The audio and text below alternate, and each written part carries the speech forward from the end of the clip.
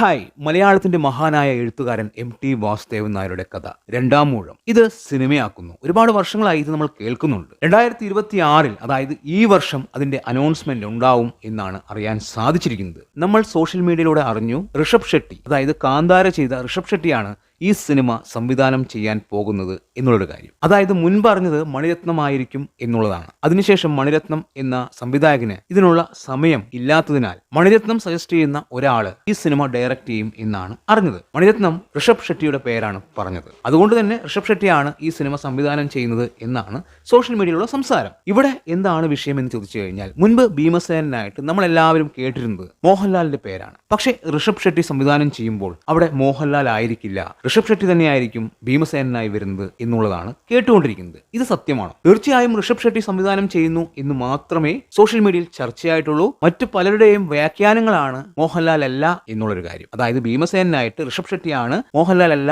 വരുന്നത് എന്നുള്ളൊരു കാര്യം. MTയുടെ രണ്ടാം ഊഴം വായിച്ച എല്ലാവർക്കും അറിയാം, ഇതൊരു യോദ്ധാവിന്റെ കഥ മാത്രമല്ല, ഭീമസേനന്റെ മാനസിക സംഘർഷങ്ങളിലൂടെ കടന്നുപോകുന്ന ഒരു കഥയാണ്. എപ്പോഴും രണ്ടാമനായി ഒതുക്കപ്പെട്ട ഭീമസേനന്റെ സങ്കടങ്ങളാണ് പറയുന്നത്. തീർച്ചയായും മികച്ച ഒരു അഭിനേതാവിനല്ലാതെ ആ വേഷം ഗംഭീരമാക്കാൻ സാധിക്കില്ല. മോഹൻലാൽ എന്ന നടന് അത് മനോഹരമാക്കാൻ സാധിക്കുമെന്ന് ഉറപ്പായിട്ടുള്ള കാര്യമാണ്. പല ആൾക്കാരും പറയുന്ന ഒരു കാര്യമാണ് മോഹൻലാലിന് ഇത്തരം വേഷങ്ങൾ ചേരില്ല എന്നുള്ളൊരു കാര്യം. അതായത് മോഹൻലാൽ മുൻപ് ചെയ്ത ഇത്തരം വേഷങ്ങൾ, മുൻപ് കടത്തനാടൻ അമ്പാടി, 2020 പുറത്തിറങ്ങിയ മരയ്ക്കാർ അറബിക്കടലിന്റെ സിംഹം, അതുപോലെ ഇപ്പോൾ അവസാനം പുറത്തിറങ്ങിയ തെലുങ്ക് സിനിമയായിട്ടുള്ള വൃഷഭ, ഇതിലെല്ലാം മോഹൻലാൽ കനത്ത പരാജയമായി എന്നൊക്കെയാണ് പലരും പറയുന്നത്. ശരിക്കും കനത്ത പരാജയമായിരുന്നു. തീർച്ചയായും നിങ്ങളൊരു കാര്യം മനസ്സിലാക്കണം, സിനിമ മോശമായി കഴിഞ്ഞാൽ, അതായത് സിനിമ വൃത്തിയായി എടുത്തില്ലെങ്കിൽ അതിൽ അഭിനയിച്ച താരങ്ങളും മോശമായി മാറും. അത് അങ്ങനെയാണ്. ചരിത്രപുരുഷന്റെ വേഷം ഏറ്റവും മനോഹരമായി ചെയ്യുന്ന മമ്മൂട്ടി എന്ന നടൻ എന്തുകൊണ്ടാണ് അങ്ങനെ പറയുന്നത്? അദ്ദേഹത്തിന്റെ മുൻപിറങ്ങിയ വടക്കം വീരകഥ, അതുപോലെ പഴശ്ശിരാജ, ഈ സിനിമകളിലെ മമ്മൂട്ടിയുടെ മികച്ച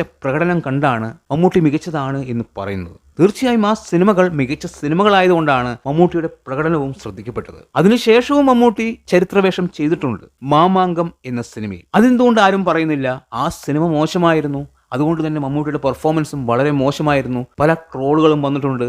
അതായത് സിനിമ മോശമായി കഴിഞ്ഞാൽ പെർഫോമൻസും മോശമാവും. അതങ്ങനെയാണ്. മമ്മൂട്ടിയും മോഹൻലാലും മലയാളത്തിലെ എന്നല്ല ഇന്ത്യൻ സിനിമയിലെ തന്നെ ഏറ്റവും മികച്ച അഭിനയ പ്രതിഭകളാണ്. അവരുടെ സിനിമകൾ പരാജയപ്പെടുമ്പോൾ അവരുടെ പെർഫോമൻസ് മോശമാണ് എന്ന തരത്തിൽ ഇവിടെ പല ആൾക്കാരും പറയുകയും അതിനെ ട്രോളുകയും ചെയ്യും. അത് സ്വാഭാവികമാണ്. മലൈക്കോട്ടെ വാലിബൻ എന്ന സിനിമ തിയേറ്ററുകളിൽ വലിയ വിജയമായി മാറാത്ത ഒരു സിനിമയാണ്. പക്ഷേ മോഹൻലാലിന്റെ ആ ഗെറ്റപ്പ് തീർച്ചയായും ഞെട്ടിപ്പിക്കുന്ന ഒരു രീതിയിൽ തന്നെയായിരുന്നു അതിൽ എടുത്തു വെച്ചിരിക്കുന്നത്. സിനിമ ഇറങ്ങുന്നതിന് മുൻപ് അതിന്റെ ടീസറും ട്രaileറും എല്ലാം ഗംഭീരമായിട്ടാണ് നമുക്ക് തോന്നിയത്. മോഹൻലാലിന്റെ ലുക്കെല്ലാം തീർച്ചയായും ആ ഒരു ലുക്ക് നമ്മൾ വലിയ പ്രതീക്ഷയിലാണ് കണ്ടത്. പക്ഷെ സിനിമ വേണ്ടത്ര വിജയിക്കാത്തത് കൊണ്ട് തന്നെ അതും ശ്രദ്ധിക്കപ്പെടാതെ അങ്ങനെ പോയി.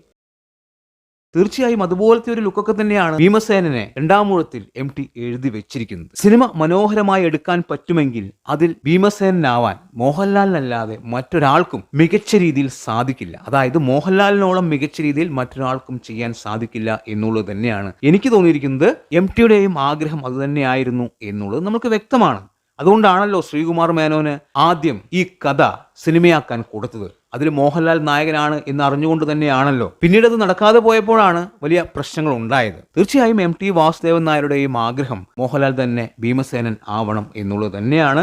MTയുടെ മകൾ ഒരു വർഷം മുൻപ് ഒരു കാര്യം പറഞ്ഞിട്ടുണ്ടായിരുന്നു. ലാലേട്ടനെയാണ് അച്ഛൻ മനസ്സിൽ കാണുന്നത് എന്നുള്ളൊരു കാര്യം. അതായത് ഒരു വർഷം മുമ്പ് MTയുടെ മകൾ കൊടുത്ത ഒരു ഇന്റർവ്യൂവിൽ പറഞ്ഞതാണ്. ഋഷഭ് ഷെട്ടിക്ക് ഈ കഥ കൊടുത്തിരിക്കുന്നത് 2 വർഷങ്ങൾക്ക് മുൻപാണ് എന്നുള്ളതാണ് ഇപ്പോൾ മനസ്സിലാക്കാൻ സാധിച്ചിരിക്കുന്നത്. അതായത് 5 വർഷം മുൻപേ ഈ കഥ മണിരത്നവുമായി സംസാരിക്കുന്നു. മണിരത്നം ഋഷഭ് ഷെട്ടിയുടെ പേര് പറയുന്നു. അതിനുശേഷം ഋഷഭ് ഷെട്ടിയുമായി സംസാരിക്കുന്നു. അത് 2 വർഷങ്ങൾക്ക് മുൻപാണ്. ഒരു വർഷം മുൻപാണ് MTയുടെ മകൾ ഇന്റർവ്യൂവിൽ പറയുന്നത് അച്ഛന്റെ ആഗ്രഹം ലാലേട്ടനാവണം എന്നുള്ളൊരു കാര്യം. അപ്പോൾ 2 വർഷങ്ങൾക്ക് മുൻപ് ഋഷഭ് ഷെട്ടി കൊടുത്ത സമയത്ത് ഋഷഭ് ഷെട്ടി മോഹൻലാൽ അല്ല, ഞാനാണ് ഭീമനാവേണ്ടത് എന്ന് പറഞ്ഞിരുന്നു എങ്കിൽ ഒരിക്കലും MTയുടെ മകൾ അച്ഛന്റെ ആഗ്രഹം മോഹൻലാലാണ് എന്ന് പറയില്ല. അങ്ങനെ പറയുമ്പോൾ ഒരുപാട് വിവാദം ഉണ്ടാകുമെന്ന് അവർ കൃത്യമായിട്ട് അറിയാം. ഇവിടെ നമ്മൾക്ക് മനസ്സിലാക്കാൻ സാധിക്കുന്നത് സിനിമ ഋഷഭ് ഷെട്ടി സംവിധാനം ചെയ്യും, ഭീമസേനായിട്ട് മോഹൻലാൽ വരും. അതുപോലെ ഒരുപാട് പ്രധാന കഥാപാത്രങ്ങളുള്ള സിനിമയിൽ വലിയ വലിയ താരങ്ങൾ ആ കഥാപാത്രങ്ങളായി വരും എന്നുള്ളത് തന്നെയാണ്. എന്തായാലും 2026 സിനിമ അനൗൺസ് ചെയ്യും. നമ്മൾ വിചാരിച്ചതുപോലെ എല്ലാം സംഭവിക്കട്ടെ.